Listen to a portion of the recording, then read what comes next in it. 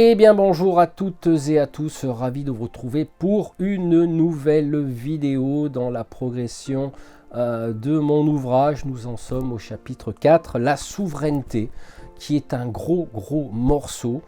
C'est pour cela que je suis le maître de mon destin, le capitaine de mon âme. C'est une phrase qui est tirée du poème Invictus de William Ernest Henley, dont je mets l'entièreté dans ce chapitre. Effectivement, la souveraineté est un très gros morceau. D'ailleurs, nous avons effectué une interview avec Magie sur sa chaîne Révolution Canapé. Il y a 2 vidéos consacrées sur ce sujet. Je vous mettrai tous les liens en fin de cette présentation. À savoir que quand on écrit un ouvrage, on y pense tout le temps. Et à un moment donné, on a peut-être un manque d'inspiration, des doutes. C'est à ce moment-là que le mental arrive et te dit si c'est trop dur, abandonne.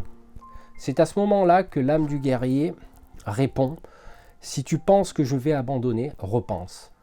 Donc ça veut dire que toute la force intérieure que va dégager l'âme du guerrier, qui va être soumise à des pressions, qu'elles soient extérieures ou intérieures, va prendre du recul émotionnel, va prendre, on va dire, de la distance, analyser la situation, regarder à travers le voile de l'illusion et essayer de discerner le mensonge de la vérité.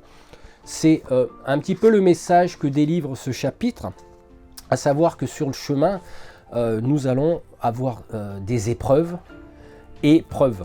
Donc du coup, quelque part, j'ai voulu jouer avec ces mots-là parce que quand nous sommes soumis à l'épreuve et que l'on dit qu'on est une âme de guerrier, je pense que la vie vient vous tester, voir si vous êtes susceptible d'être corrompu, voir si vous êtes susceptible de dévier de votre chemin de vie. Et je vous dis que si vous le faites, potentiellement le retour de bâton peut être assez violent.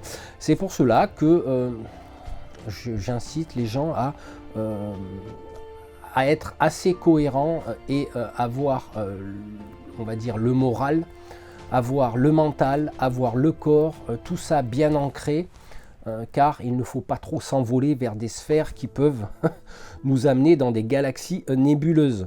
Alors il est clair que pour cela, pour s'ancrer, pour avoir de la stabilité, on va étudier la théorie et la pratique spirituelle.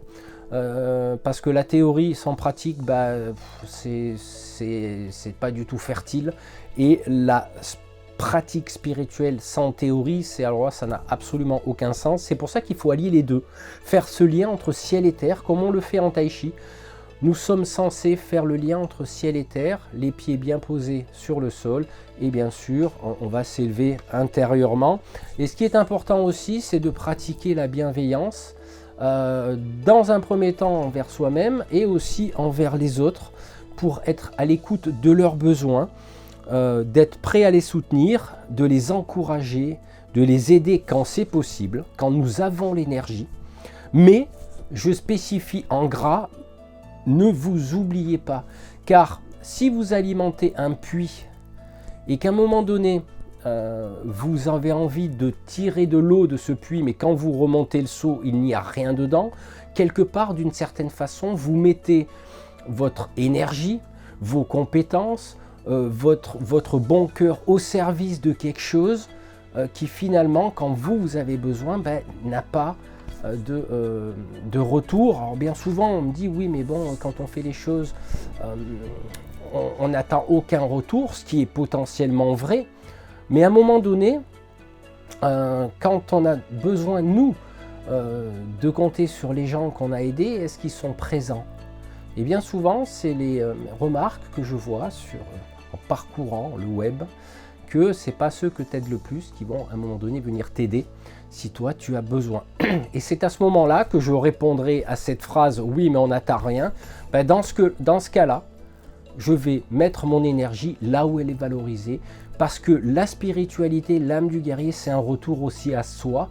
C'est une éducation qu'on n'a pas eue parce qu'on va nous traiter d'égoïstes, ce qui est complètement faux, car on ne peut pas déjà remplir une coupe déjà pleine, mais on ne peut pas demander à quelqu'un qui a une coupe vide de verser encore plus.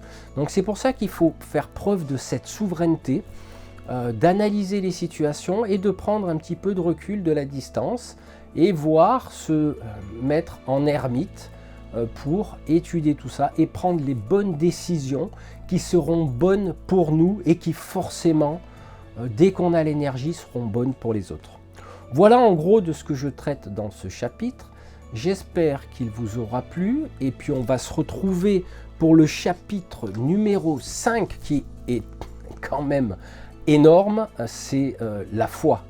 Donc on va se retrouver bientôt pour ça. Au revoir.